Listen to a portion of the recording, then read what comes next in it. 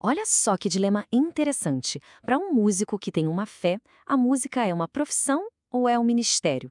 Essa pergunta ela parece simples, mas gera um conflito enorme, que mexe não só com a carreira, mas com a vida espiritual da pessoa. Hoje a gente vai fundo nessa tensão. E para a gente mergulhar fundo nessa análise, a gente vai se basear nas ideias de um livro chamado Músico, Profissão ou Ministério, dos músicos brasileiros João Alexandre Silveira e Luciano Garruti Filho.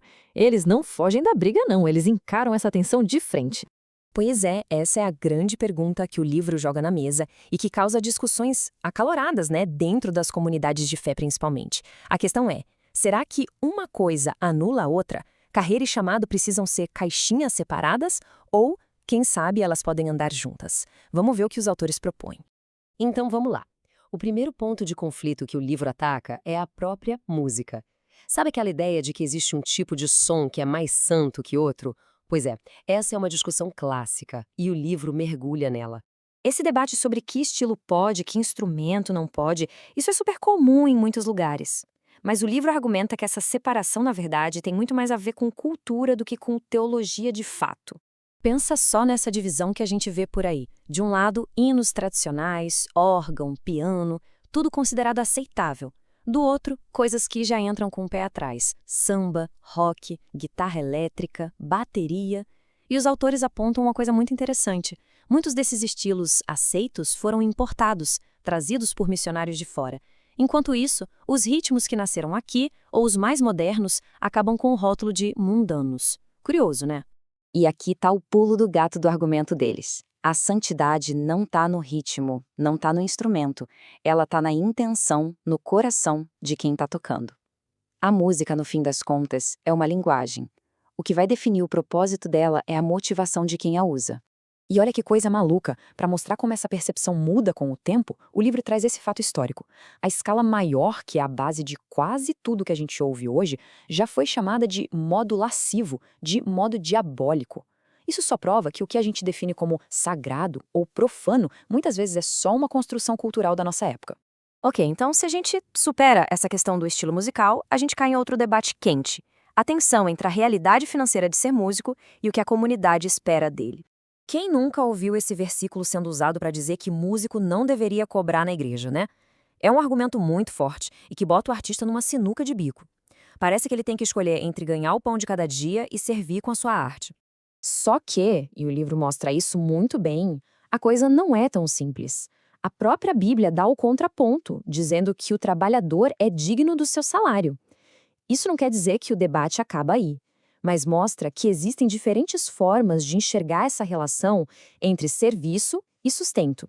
É por isso que o livro faz uma distinção que, olha, é essencial. Existe o músico profissional e o amador. Para o profissional, a questão não é falta de fé ou de vontade de servir. É que a música é o trabalho dele. É dali que vem o sustento da família.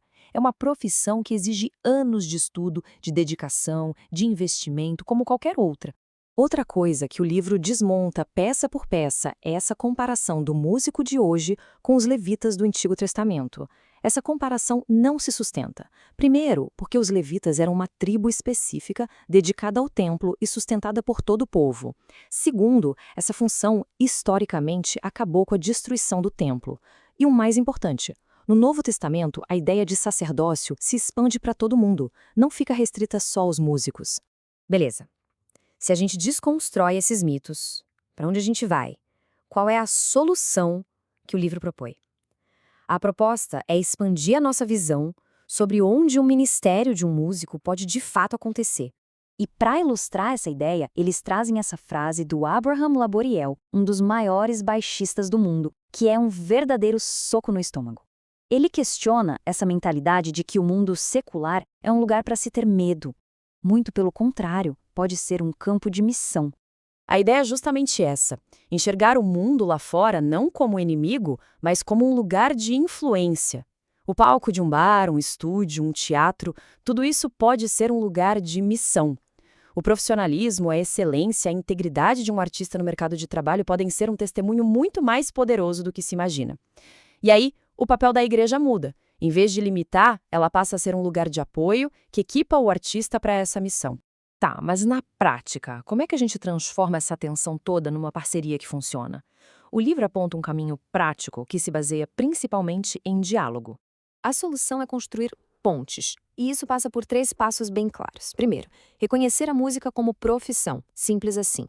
Segundo, abrir um canal de diálogo sincero e aberto entre os artistas e as lideranças. E terceiro, e talvez o mais importante, a igreja ser uma fonte de apoio e não de julgamento, preparar seus artistas para serem relevantes onde quer que eles estejam. E a gente termina com essa provocação que o livro deixa no ar, um convite para a gente repensar o propósito da arte e da fé. E se a maior contribuição de um artista de fé não for só dentro da igreja, mas lá fora, bem no centro da cultura, onde as ideias são formadas, oferecendo beleza, esperança e verdade bem no coração do mundo? Fica aí a reflexão.